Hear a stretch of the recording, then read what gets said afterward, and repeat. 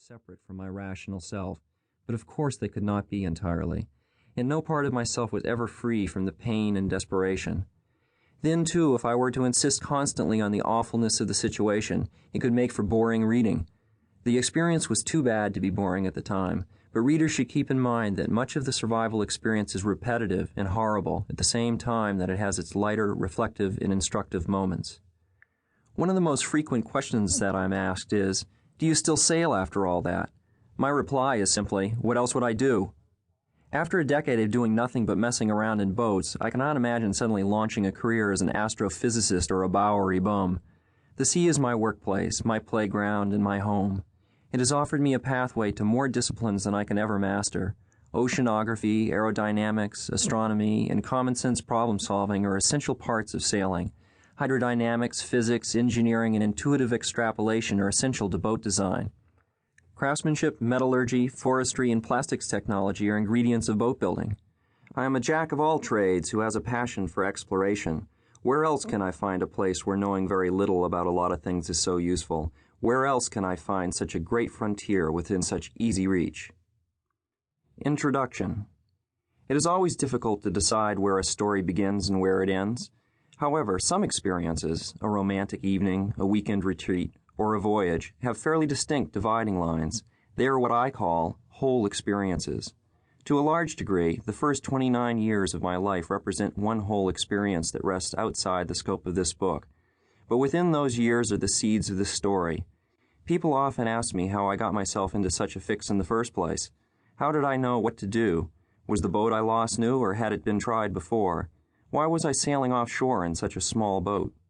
The answers to these questions are an integral part of the story, its foundation. The foundation was laid in 1964 when at age 12 I began sailing. I fell in love with sailing instantly. I can think of a million reasons why it appealed to me so strongly. The immediate relationship with the environment, the simplified lifestyle devoid of modern inconveniences, as naval architect Dick Newitt puts it, the sheer beauty of it. But all of the reasons can be summed up succinctly. Everything about it felt right. Before I ever began to sail, I thought that if I had lived in the 1700s, I would probably have become a mountain man or some such thing. Then I became enthralled with the history of the sailing ship, of square riggers battling their way around Cape Horn. I yearned for the romanticism and adventure of ages past. Shortly after I began sailing, I read a book called Tinker Bell by Robert Manry. In June 1965, Manry had sailed his 13.5-foot boat across the Atlantic in 78 days, a record at the time.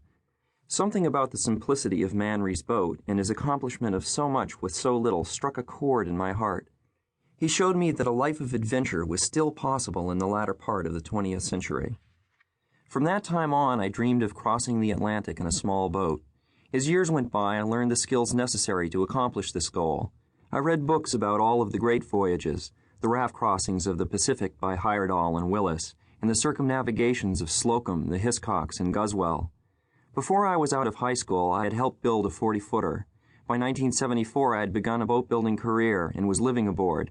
By 1977, I was designing boats and venturing offshore as far as Bermuda. By 1979, I was designing and teaching design full-time. All along, Manry and Tinker Bell lurked in the back of my mind and served as an inspiration, a way to pull everything together and give my life a focus.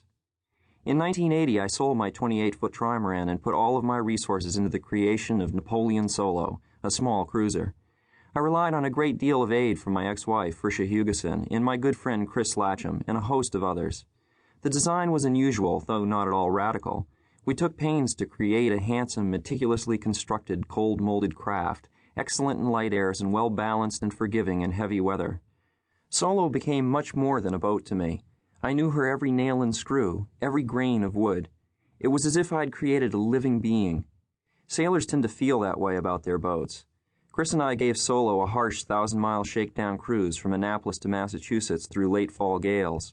By the spring of 1981, I was ready to follow in Manry's wake. I was not interested in setting a record as Manry had done. Solo was just over 21 feet long. There weren't many boats of her size that had made the crossing, but there had been a few as small as 12 feet. For me, the crossing was more of an inner voyage and a pilgrimage of sorts.